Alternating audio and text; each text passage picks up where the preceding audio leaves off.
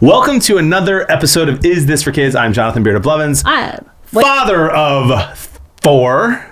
Well, 3, 1 on the way. It's here. It counts. It's here. And I think that most media marketed towards children, particularly things on Disney Plus, are concerning for children. And I am Katie, MrsRuvi, and I'm a mother of 5. And usually I think that you can redeem stuff for your kids. But lately, Disney Plus has been throwing me a little bit of a curveball. They should change it. They should have 2 Disneys. They should have Kids Disney, and then they should have Adult Disney. Yeah, we have this whole fight on our Instagram on a reel where I was talking about like what Disney made a couple of years ago, blah, blah, blah, blah, blah. And people keep like, what is she talking about? Blah, blah, blah, blah. I'm like, you guys are looking way too deep into this. It's just an out of context clip. It was a throwaway statement that I made on the podcast. But like in there, they're like, is she talking about Deadpool? Because Deadpool is Disney. And they're like, that's not real Disney. And they're like, Star Wars is Disney. And they just keep going back and forth at each other. And I'm like, this is a fair criticism. Like when you say Disney now, you could mean anything from Snow White to Agatha All Along. Disney is like Travis Kelce, washed. Just kidding. That was a football joke. He'll be fine in the playoffs. As of the recording of this podcast, Jared Goff has more receiving touchdowns than Travis Kelce. That's right. Go Lions.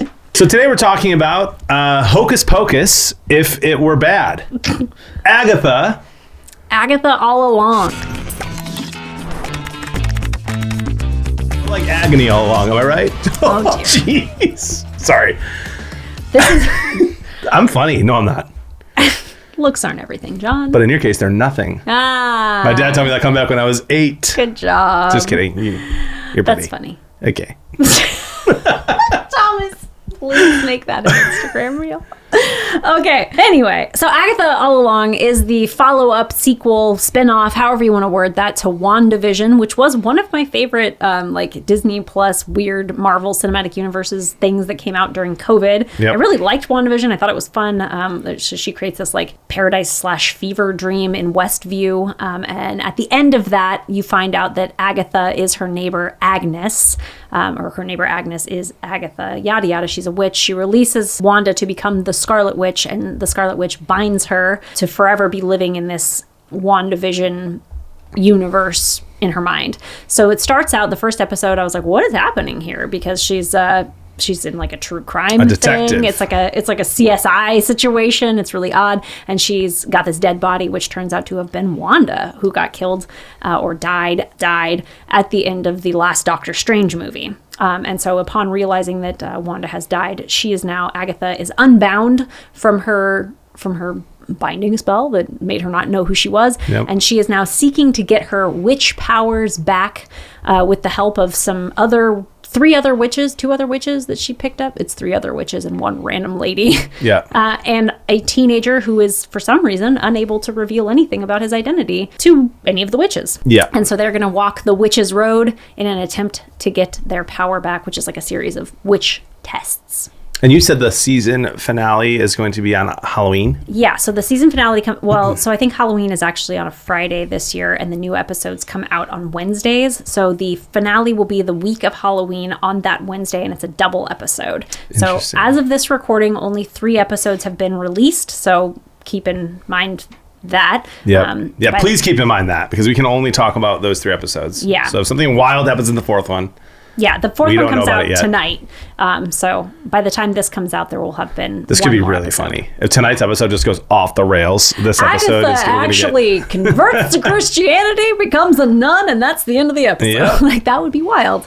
But that's the basic plot. Do you want to start with the SHIELD items? Well, so I would just say that in general, I think one of the flaws in the show is that it doesn't really know who it's for.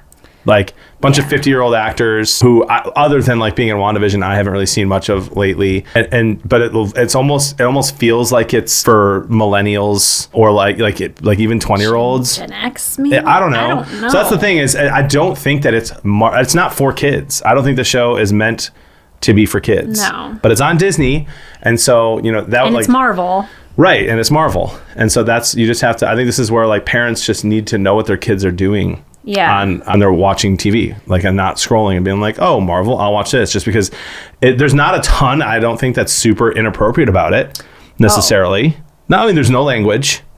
She says one curse. There's some swearing of a TV-14 type level. So it's like D words. Yeah. Mostly. There is an abnormally high amount of blasphemy. So if you're a person who is of a religious tradition, Jewish specifically, or Christian with the GODs, and Christian with the JCs, that might be a concern for you. OMG, who cares? Oh, women. I can't imagine how horrible your lives are. Get a hobby. Get a life. You're a white woman. You have no sex. I'm a grown woman. These comments on Instagram do not bother me, but your kids shouldn't have to deal with this. That's where Bark comes in. Silence that noise. Bark can help you to cut off the apps, the scary language, and it'll let you know if any bullying like this is happening to your kid online. Get the Bark phone or the Bark app. You'll like it. Agree. There's a scene where she doesn't have clothes, but her hair is covering her, and the bush, Yeah. the shrubbery Yes. is covering her. That word, I didn't even know what you said. The shrubbery. Shrubbery. Yeah. Yeah, it's implied nudity, but it's for And then it comic shows effect. her butt. Yeah. Oh, it does? It does. She walks away and it shows her butt. Oh, dear. Yep. Okay. Well, then there's actual nudity and implied nudity. It's mostly for comic effect. It's not sexual. Right. But it's, if that's a concern for you. There is violence. There's like, poisonings. There's crawling into an oven. There's some stuff there that's a little scary. The Salem 7 that show up at the beginning, like they crawled on the stairs, very reminiscent of the little girl in The Exorcist. Oh, yeah. In that scene that was cut from The Exorcist because it was too scary. Yeah. Where she crawls like backwards down the stairs. It is the exact same situation with this creepy looking, and my daughter was watching with me, and I were both like, ooh. It was my 11-year-old daughter. She was like, that was extra gross. There's the witchcraft in this movie as a thing that you may want to shield your kid from. It's very much real life witchcraft as opposed to the cartoonish type. So we're not talking Harry Potter. We're not talking Bewitched, which was a classic. Yeah, we're not even talking like I said Harry Potter because that was like, you got your 90s satanic panic and people get really weird about it. It's not that kind of witchcraft. It's like they talk about how you can have witchcraft without powers. That's like a specific thing that they talk about that Yep. you so that they don't have any powers. That's the whole reason that they're on the road, but they still have witchcraft because they have access to crystal balls, tarot cards, potion making supplies, things like that. So, bleh. So normally we talk about things to shield, shepherd, and share with your kids, but for me on this one, this is not for kids. And so there's nothing that I would shepherd or share with my kids. I just wouldn't. Like if you have a 16-year-old who loves Marvel and just has to watch the latest thing, like, okay, it's probably fine. Yeah, I would say that if you are very well formed in virtue so that you can, or in whatever your family's belief system is, and this isn't going to set you off of it, then you're probably fine. It's mostly like sort of a puzzle show where they're trying to like figure out a way to solve these riddle things in order to meet the obstacle course that they're in to be able to get their powers back. Like on a very base level, it's entertaining. It's kind of fun to watch. But the themes of darkness are just so dark that I don't recommend this for children. Witchcraft is absolutely real. It's a real thing in our world. And I think that a lot of people overlook how prevalent it is in our culture. But if you spend 30 seconds on Instagram, you're going to find girls with crystals and tarot cards and all of these things that are very much real. And I find them concerning. So there you go. Yeah, you and I both think real. Now, real, regardless of whether or not you think that it works or that it's a legitimate thing, there are lots of people out there who are doing it. Yeah, and there are a lot of people that make the argument that witchcraft is real and it is good. And I'm not going to comment on that for this purpose, but in my worldview, in my faith tradition, it is not good. Correct. Agree. And so I would not encourage that. And even if you are of a tradition that believes that it is good and real, I'm not sure that it paints witchcraft in a good light. If you're a person who just really likes nature and you're Wiccan or whatever that is, they're duplicitous. They don't have any love for one another. They're not kind to one another. This might change later, but like Agatha's definitely playing all these people, and she's kidnapped the woman next door from that 70s show. So like, poor Deborah Jo Rupp is like, what am I doing? Yeah. So I even if you are of that worldview, I'm not sure that you want to embrace this. You did talk a little bit about if your kid is a big MCU fan and they're a big nerd and they might want to be in this. So for a share purpose, like just so that there is something in there, you can find the references to Agatha and anything that comes from this show. Like this is not canon Marvel. There are only 3 source materials that this is pulled from the MCU comics. So you can look it up in the Fantastic Four. I forget which episode or which number it is, but Look at Agatha, you, though. Thank you. Agatha is a nanny for Reed Richards' son, Franklin. And he's Mr. Fantastic. He's going to be in the Fantastic Four. Yep. Pedro Pascal is going to be Reed Richards. Yes. So I feel like this is going to be maybe a thing. They're going to, because Robert Downey Jr. is coming in as Dr. Doom. So maybe that's something that your kid might want to know. So go find that episode of that issue of the Fantastic Four comic and read it. Comics are great.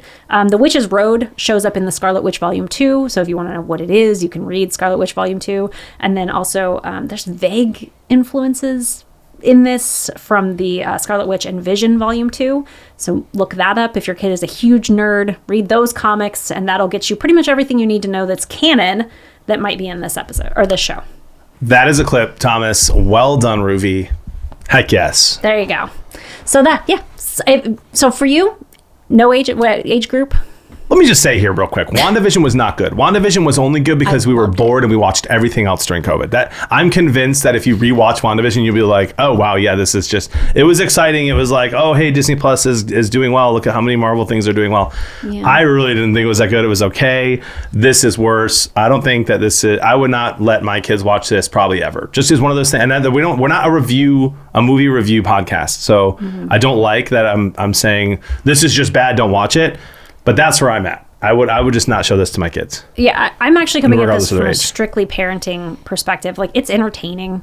I thought WandaVision was entertaining. It's an entertaining show. But as far as what it could influence a kid to believe or to do or to think, I just don't see anything that's good in this. And it's not canon Marvel, so it doesn't matter. Yeah. In my opinion. So I would say don't share it with your kids. Look at us agreeing that it's not good for kids. Sorry, guys. But you can find a bunch of stuff that is good for kids if you go to isthisforkids.com. Check out our Instagram, our YouTube. We're available wherever wherever podcasts are available. Spotify, Apple, Amazon, etc. Yeah, and if you absolutely hate us because you are a practitioner of witchcraft, please let us know in the comments and let us know why we're wrong. Hey, there's just so much content for us out there to navigate through as parents. I'm Jonathan Beard Blevins. I'm Katie, MrsRuvi. Let us help you decide. Is this for kids? Bow.